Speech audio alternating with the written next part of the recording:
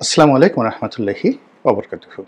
সম্মানিত দর্শক, বাংলাদেশ সেনাবাহিনী নিয়ে বিস্তর আলোচনা হচ্ছে, সমালোচনা হচ্ছে, বিতর্ক হচ্ছে এবং সেনাবাহিনীর কতিপয় সাবেক কর্মকর্তা এবং আমাদের মতো যারা বাইরে সোশ্যাল মিডিয়াতে কাজ করেন, কেউ হয়তো ফেক আইডি দিয়ে, কেউ হয়তো রিয়েল আইডি দিয়ে, কেউ হয়তো দেশে বসে, কেউ হয়তো দেশের বাইরে বসে সেনাবাহিনী নিয়ে, সেনাপ্রধান নিয়ে যে অকথ্য, যে অশ্লীল এবং যে অশ্রাব্য কথা শুরু করেছেন, এটি যদি চলতে থাকে তাহলে এই বাহিনীটি আলটিমেটলি থাকবে না। ভারতের যে একটা মাস্টার প্ল্যান যদি থেকে থাকে যে বাংলাদেশকে তারা দখল করে নেবে এবং সেই বাংলাদেশকে দখল করার ক্ষেত্রে যে বাহিনীটি আমাদের শিল্ড হিসেবে কাজ করবে সেটা হলো বাংলাদেশ সেনাবাহিনী। তো সেই সেনাবাহিনীকে নিয়ে আমরা যা কিছু করছি তার বিপরীতে সেনাবাহিনীর পক্ষ থেকে আসলে কিছুই করা হচ্ছে না। আমাদের দেশে একটা ভীষণ রকম যাকে বলা হয় প্রথা রয়েছে, সেটা হলো মানুষ একটু টাকা পয়সা হলেই বাঘ লালন পালন করার স্বপ্ন দেখে। এখন বাঘ লালন পালন করার অনেকগুলো নিয়ম আছে, মধ্যপ্রাচ্য হয়, বাংলাদেশের স্বপ্ন দেখে, কিন্তু এখন পর্যন্ত কোনো বাঙালি রাজা বাদশা আজ পর্যন্ত কেউ বাঘ পালন করেছে এরকম দৃশ্য আমি বাংলাদেশে দেখিনি। তবে হ্যাঁ, সিনেমায় দেখা যায় যে ভারতের নিজাম তিনি তার রাজদরবারে বাঘ পুষতেন এবং তার সিংহাসনের পাশে একটি বাঘ থাকতো। ইদানিং চলচ্চিত্রে সেটা দেখা যাচ্ছে, বাস্তব ঘটনা আমরা কিন্তু সেটা জানি না। আমরা যেটা জানি যে বড় বড় রাজা বাদশারা বাঘ শিকার করতেন, অনেক বীরেরা বাঘ শিকার করতেন, ওই পর্যন্তই। কিন্তু আমাদের যে রাষ্ট্রযন্ত্র, সে রাষ্ট্রযন্ত্রে বাঘ বা রয়্যাল বেঙ্গল টাইগার রূপে সত্যিকার অর্থে যারা আমাদেরকে পাহারা দেন তারা হলেন সেই সেনাবাহিনী। এই সেনাবাহিনীর ইতিহাস আজকের নয়। সেই যে প্রথম সম্রাট শারগন, সেই জমানা থেকে সেনাবাহিনী। তারপর মধ্যযুগে যখন অটোম্যানরা একটা প্রথম যাকে বলা হয় আর্টিলারি তারা গঠন করেছিলেন একেবারে নিয়মিত। এর আগ পর্যন্ত যেটা হলো সেনাবাহিনীর ধরন এবং প্রকৃতি ছিল আলাদা, কিন্তু সারা পৃথিবীতে মুসলমানরাই প্রথম একটা নিয়মিত সেনাবাহিনী, যেটা আজকে আমরা বাংলাদেশে ব্যবহার করছি, সারা দুনিয়াতে ব্যবহার করছে। তো সেই সেনাবাহিনীর নাম তারা দিয়েছিল জেনিসারি বাহিনী। এটি তারা বিশেষভাবে তৈরি করেছিল। তো যা হোক, এখন সেই সেনাবাহিনীর যখন লেখাপড়া হয়, ট্রেনিং হয়, সেখানে যে সকল গোয়েন্দা বিষয়াদি শেখানো হয়, সারা দুনিয়ার যত ভালো ভালো দিক রয়েছে, সেখানে কোড অফ নেপোলিয়ান, তারপরে সেখানে মাস্টার সানঝুর যে আর্ট অফ ওয়ার এবং অর্থশাস্ত্র, কৌটিল্যের অর্থশাস্ত্র সম্ভবত পড়ানো হয়। বাংলাদেশে হয় কিনা আমি বলতে পারবো না, কিন্তু অন্যান্য মিলিটারি বিশ্ববিদ্যালয়গুলোতে, এমনকি আমেরিকাতে পেন্টাগনে, এগুলোকে ধরে নেওয়া হয় বাইবেল। তারপর কিছু কিছু ব্যাটেলকে, যেগুলোকে বলা হয় ডেসিসিভ ব্যাটেল, এ সকল ব্যাটেলের ইতিহাস বছরের পর বছর পড়ানো হয় বিভিন্ন অ্যাঙ্গেল থেকে। যেমন জুলিয়াস সিজারের কয়েকটা যুদ্ধ রয়েছে, নেপোলিয়ন বোনাপার্টের কয়েকটা যুদ্ধ রয়েছে। তার মধ্যে নেপোলিয়ন বোনাপার্টের যে ইতালি আক্রমণ এবং মিশর আক্রমণ, এবং সেখানে যে মিশরের দ্য ওয়ার অফ পিরামিডের যুদ্ধ, এ দুটো বিশ্ব ইতিহাসে খুবই গুরুত্বপূর্ণ। ওয়াটারলু যুদ্ধ আরও গুরুত্বপূর্ণ। তারপর দ্য ব্যাটেল অফ ক্যান্নাই খুবই গুরুত্বপূর্ণ জুলিয়াস সিজারের।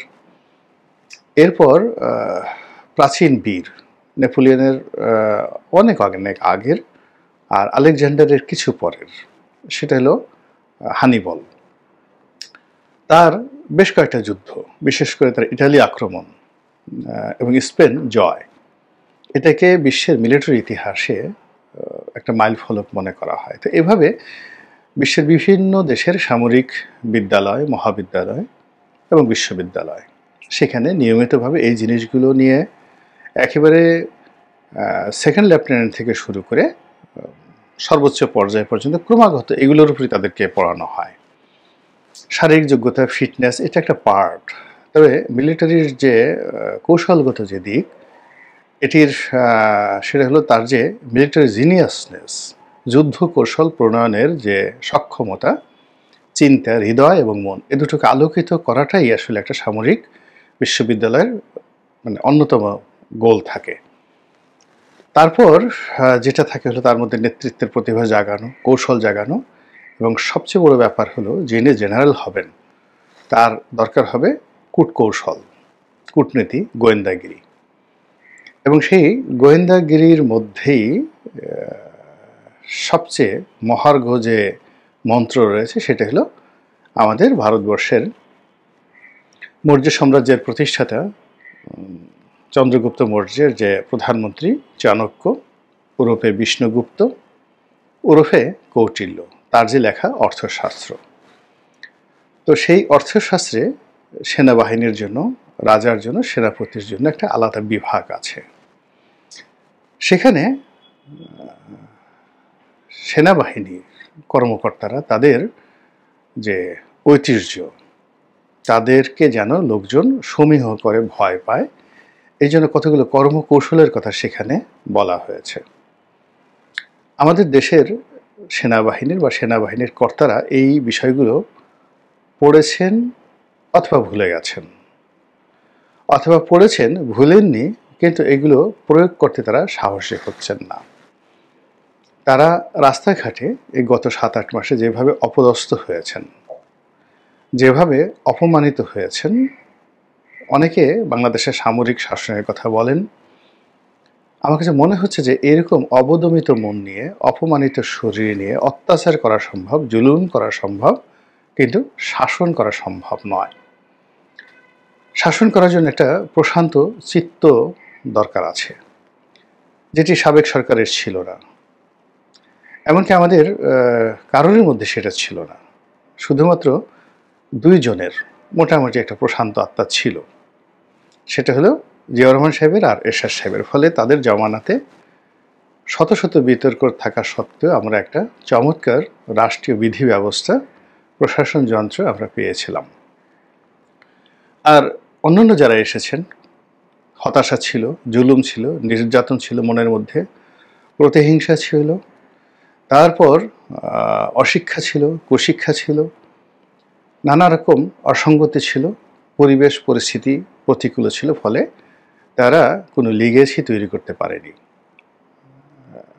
অধিকাংশ তারা যে সকল বদনজির, ব্যাড ইনস্ট্যান্স তৈরি করে গেছে, সেগুলো এখন ভাইরাস আকারে পুরো প্রশাসন যন্ত্রে রীতিমতো জ্বালাচ্ছে।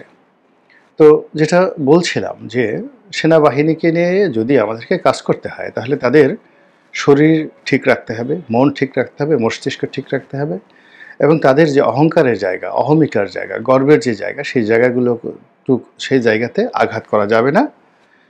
এখন কৌশলে হোক কিংবা চক্রান্ত করে হোক, তাদের শরীরে দীর্ঘদিন ধরে মেদ জমিয়ে দেওয়া হয়েছে, মানে মুভমেন্ট করার অনুপযুক্ত করে দেওয়া হয়েছে বিরাট এক সংখ্যক কর্মকর্তাদেরকে। তারা বেল্ট পরবেন না, তাদের শরীরে মেদ হয়ে গেছে, ভুঁড়ি হয়ে গেছে।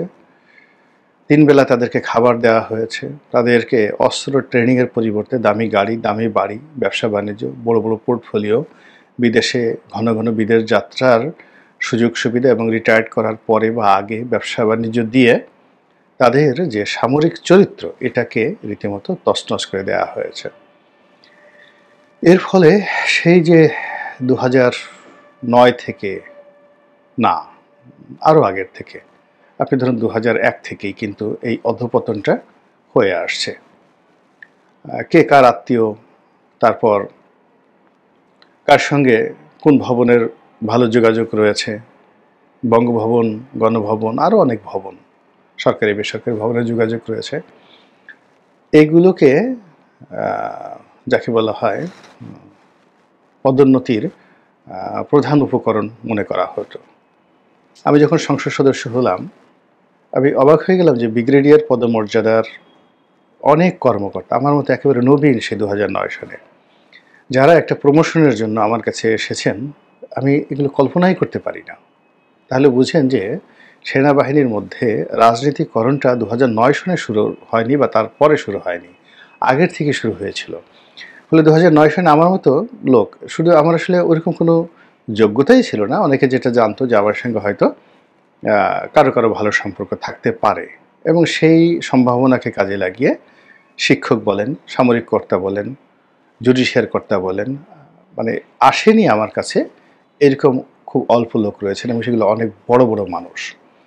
মানে এই যে তাদের মধ্যে যে একটা দলদাসপনা, দলীয় বৃত্তি ঢুকিয়ে দেওয়া হয়েছে, সেটা এখন এমন একটা পর্যায়ে চলে আসছে যার ফলে কি হচ্ছে, রায়ট দমন করতে গিয়ে, উপজেলাতে অপারেশন পরিচালনা করতে গিয়ে তারা প্রায়ই অবমাননাকর, অস্বস্তিকর পরিস্থিতিতে পড়ে যাচ্ছে। তাদেরকে দেখে মানুষ ভুয়া স্লোগান দিচ্ছে, সামাজিক মাধ্যমে তাদের চরিত্র নিয়ে কথাবার্তা বলা হচ্ছে, তাদেরকে তুই-তুকারি করে গালাগালি দেওয়া হচ্ছে, বাপ মা তুলে গালাগালি দেওয়া হচ্ছে। এবং এরকম পরিবেশ এবং পরিস্থিতি যখন হয়, তখন কিভাবে তার থেকে সেনাবাহিনীর যারা কর্তা, তারা কিভাবে নিজেদের মর্যাদা রক্ষা করতে পারেন সেই বিষয়গুলো কিন্তু সেই যে মাস্টার সাঞ্জুর বইতেও চমৎকারভাবে বর্ণনা করা হয়েছে, একেবারে বাংলায় সুন্দরভাবে এখন পাবেন পিডিএফ ফর্মে। আর অর্থশাস্ত্র অনেক বড় বই, ওখান থেকে খুঁজে বের করতে একটু সময় লাগবে, কিন্তু ইন্টারনেটে এর অনেক আলাপ আলোচনা রয়েছে, সেগুলো শুনলেই বুঝতে পারবেন।